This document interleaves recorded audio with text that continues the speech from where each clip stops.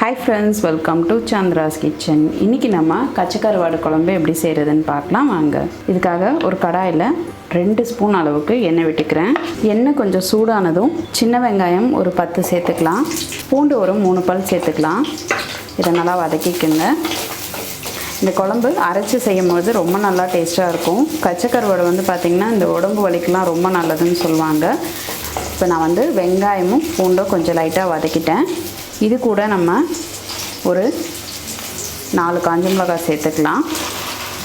அடுத்தது ஒரு ஸ்பூன் அளவுக்கு தனியா சேர்த்துக்கலாம்.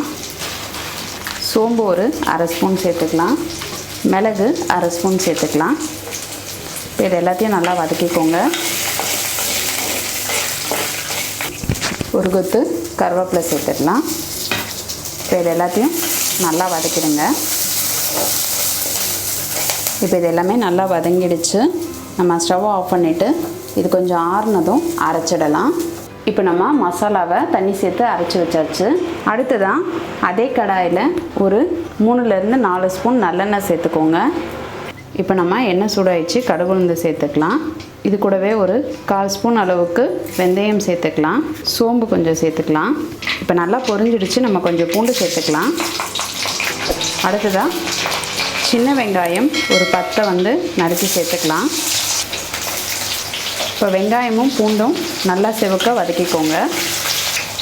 ஒரு கொத்தளவுக்கு கருவேப்பிலை சேர்த்துக்கலாம். சின்ன வெங்காயம் சேர்க்கும்போது கருவாட்டு குழம்பு ரொம்ப நல்ல டேஸ்ட் இருக்கும். நம்ம ஏற்கனவே காய்கறி எல்லாம் போட்டு மொச்சக்கொட்டை போட்டு நம்ம கருவாட்டு குழம்பு வச்சுருக்கோம். அந்த வீடியோட லிங்க்கும் நான் டிஸ்கிரிப்ஷன் பாக்ஸில் கொடுக்குறேன். அதையும் செக் பண்ணிக்கோங்க. இப்போ வெங்காயம் ஓரளவுக்கு நல்லா வதங்கிடுச்சு. இது கூட நம்ம ஒரு தக்காளி பழம் சேர்த்துக்கலாம். வெங்காயம் தக்காளி நல்லா வதங்கணும். ஒரு 1/4 ஸ்பூன் அளவுக்கு மஞ்சள் தூள் சேர்த்துக்கோங்க.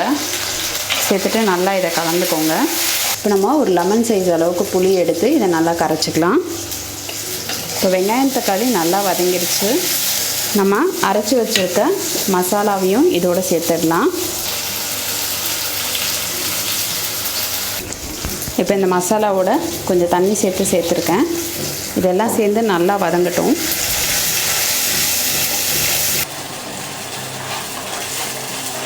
இப்போ நம்ம குழம்புக்கு தேவையான அளவு உப்பு சேர்த்துக்கலாம்.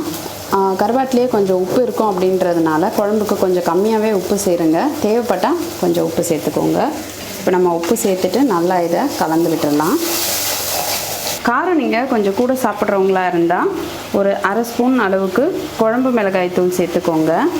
இல்லை காரம் நீங்கள் கம்மியாக சாப்பிடுவீங்க அப்படின்னா முதல்ல நம்ம சேர்த்த அந்த மிளகாய் காரமே போதும். சேர்த்துட்டு இதை நல்லா கலந்துருங்க. புளிக்கரைச்சலை இதோடு சேர்த்துக்கிறேன். புளிக்கரைச்சல் சேர்த்துட்டு நல்லா கலந்துடலாம். இப்போ இந்த குழம்பு நல்லா கொதிக்கட்டும்.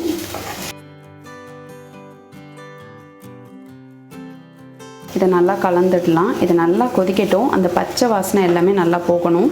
ஸோ இப்போ குழம்பு நல்லா கொதித்து எண்ணெய்லாம் பிரிஞ்சு வர ஆரம்பிச்சிடுச்சு. நம்ம கச்சை கருவாடை ஏற்கனவே சுத்தம் பண்ணி எடுத்து வச்சுருக்கோம். அதை இதோடு சேர்த்துக்கலாம். சேர்த்துட்டு லைட்டாக கலந்து விட்டுருங்க. இப்போ நம்ம குழம்பு கொதிக்க ஆரம்பிச்சிடுச்சு. வாசனை ரொம்ப நல்லா வந்துட்டுருக்கு. இப்போ நம்ம கொஞ்சம் கருவேப்பிலை சேர்த்துக்கலாம். கொஞ்சம் போல் கொத்தமல்லி தலையும் சேர்த்துக்கலாம். சேர்த்துட்டு நல்லா கலந்து விட்டுருங்க.